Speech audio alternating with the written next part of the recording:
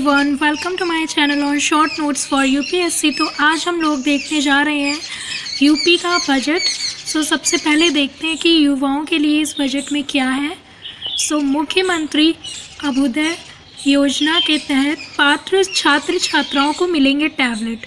गुरुकुल पद्धति के संस्कृत विद्यालयों में निःशुल्क छात्रावास व भोजन की सुविधा।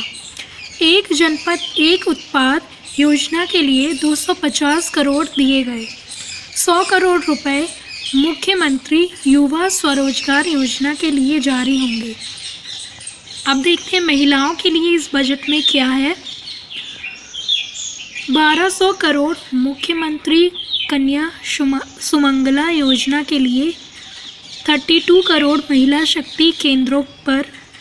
100 करोड़ महिलाओं व बच्चों के लिए बनाई गई मुख्यमंत्री सक्षम सुपोषण योजना पर। 4094 करोड़ रुपए पुष्टाहार कार्यक्रम। 415 करोड़ राष्ट्रीय पोषण अभियान के लिए। 200 करोड़ रुपए से नई योजना महिला सामर्थ्य योजना शुरू होगी। अब देखते हैं किसानों के लिए इस बजट में क्या क्या है। किसान आत्मनिर्भर कृषक समन्वित विकास योजना से किसानों की आय दोगुनी होगी। 600 करोड़ रुपए मुख्यमंत्री कृषक दुर्घटना कल्याण योजना के लिए। 700 करोड़ रुपए मुफ्त पानी हेतु। 3098 करोड़ सिंचाई परियोजनाओं के लिए। 2 लाख मत्स्य पालकों को मछुआ दुर्घटना बीमा योजना से बीमा कवर मिलेगा। अब देखते हैं स्वास्थ्य के लिए क्या है स्कीम में।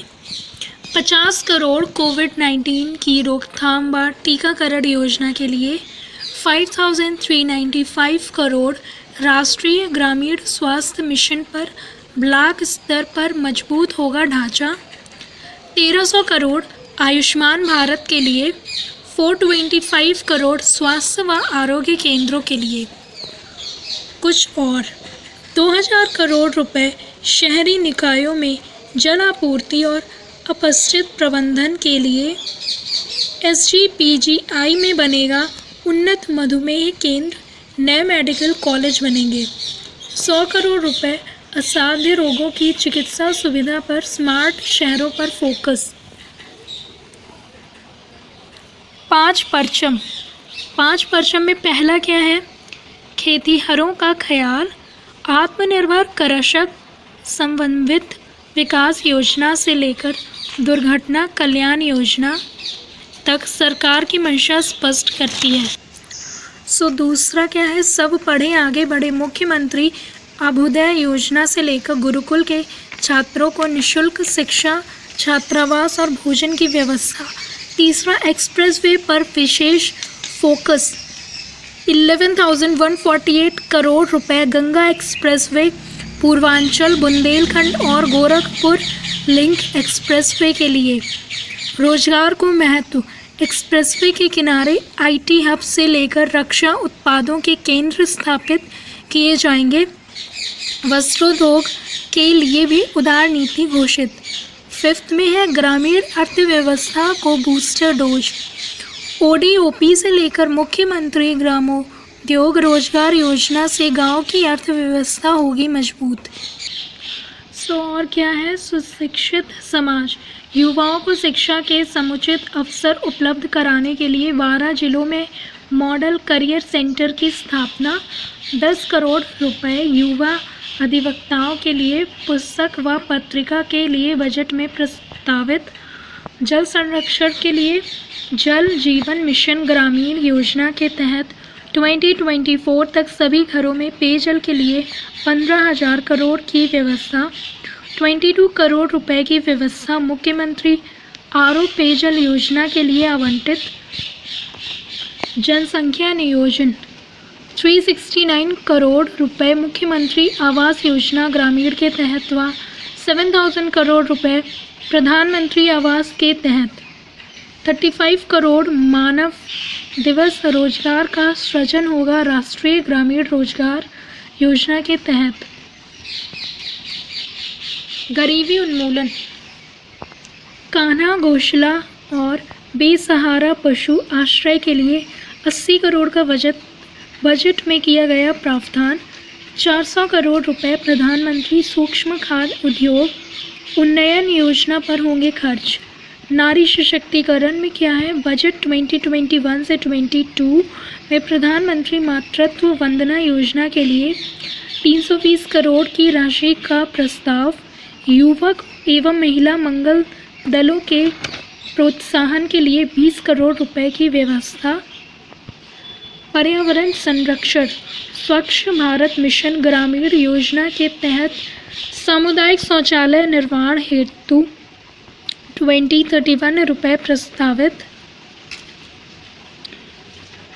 स्वच्छ भारत मिशन शहरी योजना के तहत 1400 करोड़ रुपए की व्यवस्था। स्वस्थ समाज, प्रदेश में ब्लॉक स्तर पर लोक स्वास्थ्य इकाइयों की स्थापना के लिए 77 करोड़ रुपए प्रस्तावित। 100 करोड़ रुपए अटल बिहारी वाजपेयी चिकित्सा विवि की स्थापना पर। ये देखते हैं 5 और शहरों में सेफ सिटी योजना। कानून व्यवस्था के मोर्चे पर सरकार ने एक बार फिर बजट का पिटारा खोला। मुख्यमंत्री योगी आदित्यनाथ ने खासकर महिलाओं व बच्चियों की सुरक्षा को मजबूत करने का संकल्प दोहराया है। 5 और शहरों में सेफ सिटी योजना के कदम बढ़ेंगे। लखनऊ के बाद दूसरे चरण में वाराणसी, आगरा, गोरखपुर, गौतम बुद्ध नगर व प्रयागराज में सेफ सिटी योजना के लिए 309.43 करोड़ रुपए का बजट स्वीकृत किया गया है। सेफ सिटी योजना के तहत अब सूबे के 5 और बड़े शहरों में महिला सुरक्षा के लिए पिंक बूथ, बसों में CCTV कैमरा व पैनिक बटन समेत अन्य आधुनिक सुरक्षा व्यवस्थाएं की जाएंगी। मूलभूत सुविधाओं पर जोर, शहरों में जन सुविधाएं विकसित करने के लिए चल रही Atal mission for rejuvenation and urban transformation यानी कि अमृत योजना के लिए इस बार 2200 करोड़ रुपए का बजट दिया गया है। पिछले वर्ष इसमें 1100 करोड़ दिए थे। इससे शहरों में पेयजल व सीवरेज सहित अन्य मूलभूत सुविधाएं मुहैया कराई जाएंगी। किस शहर को कितना, आगरा को 4.98 करोड़, गोरखपुर को 32.45 और ये है गौतम बुद्ध नगर को 132, प्रयागराज को 90, वाराणसी को 50। शहीदों के नाम पर होंगे आवास। शहीद पुलिस कर्मियों को याद रखने के लिए सराहनीय पहल की गई है। सरकार ने पुलिस आवासों का नामकरण शहीद पुलिस कर्मियों के नाम पर किए जाने का निर्णय किया है। PSC को मिले 20 करोड़।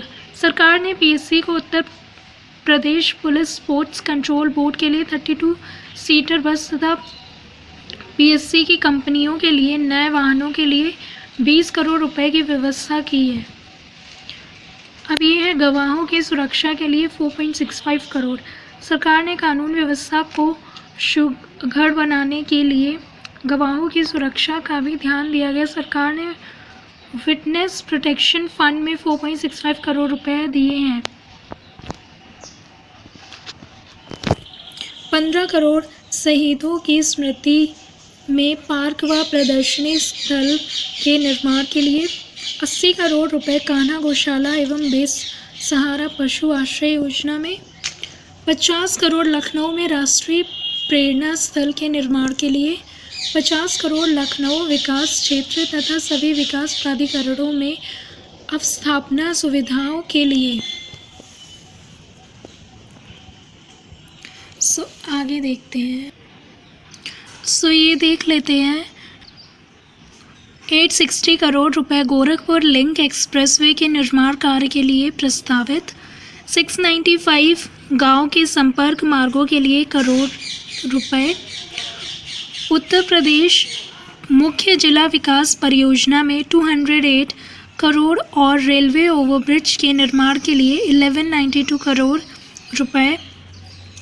440 करोड़ रुपए Uttar Pradesh core road network योजना में दिए गए 12,441 करोड़ रुपए सड़क और पुलों के निर्माण के लिए लोक निर्माण विभाग को दिए गए।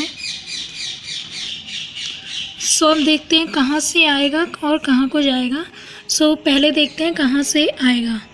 ये रहा 0.1% आकस्मिक निधि शुद्ध, 0.4% ऋण और अग्रिम की वसूली, 7% समस्त लेन देन का शुद्ध परिणाम, 34.5% स्वयं का कर राजस्व, 4.7 करेत्तर राजस्व और 22.1% केंद्रीय करों में राज्यांश, 16.2% केंद्र सरकार से सहायता अनुदान, 1% लोक लेखा शुद्ध, 14% लोक ऋण,